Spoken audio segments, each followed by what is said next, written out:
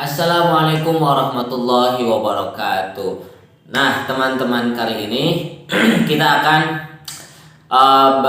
berbicara ya. Kita akan wawancara, ngobrol-ngobrol dengan salah satu bidan di daerah Depok, yaitu kakak saya sendiri, tentang PHBS.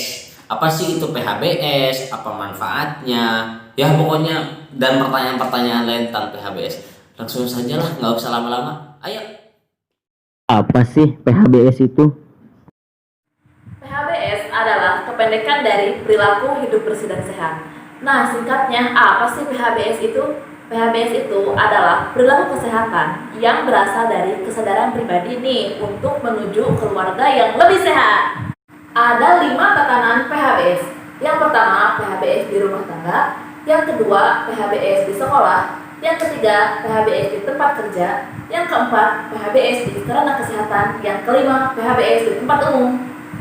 Berikut ini adalah 10 indikator PHBS pada tingkatan rumah tangga. 1. Persalinan yang ditolong oleh tenaga kesehatan. 2. Pemberian ASI eksklusif. 3. Menimbang bayi dan balita secara berkala. 4. Cuci tangan dengan sabun dan air bersih. 5. Menggunakan air bersih. 6.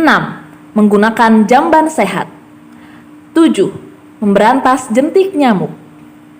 8. Konsumsi buah dan sayur. 9. Melakukan aktivitas fisik setiap hari. 10. Tidak merokok di dalam rumah. Nah, sekarang kita tanya-tanya yuk.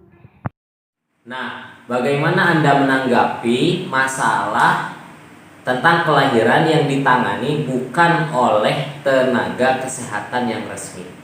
Persalinan harus dilakukan dan ditolong oleh tenaga kesehatan. Kenapa sih harus sama tenaga kesehatan?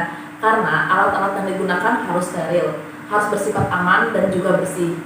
Dan juga jika kita ditolong oleh tenaga kesehatan, itu bisa memperkecil resiko kematian ibu dan anak. Nah, ini nih kan di kampung nih. Kalau di kampung itu kan banyak sekali kejadian-kejadian untuk anak kecil, yakni pemberian makanan pokok selain ASI, sedangkan umur bayi itu belum mencapai 6 bulan, bahkan belum 6 bulan lah. Bagaimana Anda menanggapi itu? Yang namanya ASI eksklusif adalah pemberian hanya ASI untuk bayi usia 0 sampai 6 bulan. Nah, untuk pemberian makanan atau minuman selain dari ASI itu harus atas indikasi dokter dan harus dikonsulkan ke dokter spesialis anak. Jadi kalau nggak ada indikasi, wajib ASI eksklusif. Nah, untuk pertanyaan selanjutnya nih, ini tentang merokok nih.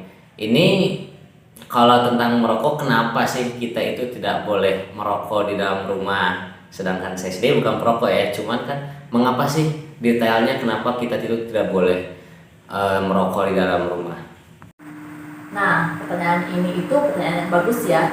Sebenarnya merokok itu ya jelas bagusnya sih nggak merokok ya. Cuman mungkin ada beberapa orang yang masih merokok. Pilihannya adalah tidak merokok di dalam rumah. Kenapa sih tidak boleh merokok dalam rumah? Pertama itu ventilasi udara dalam rumah itu bisa aja pengap.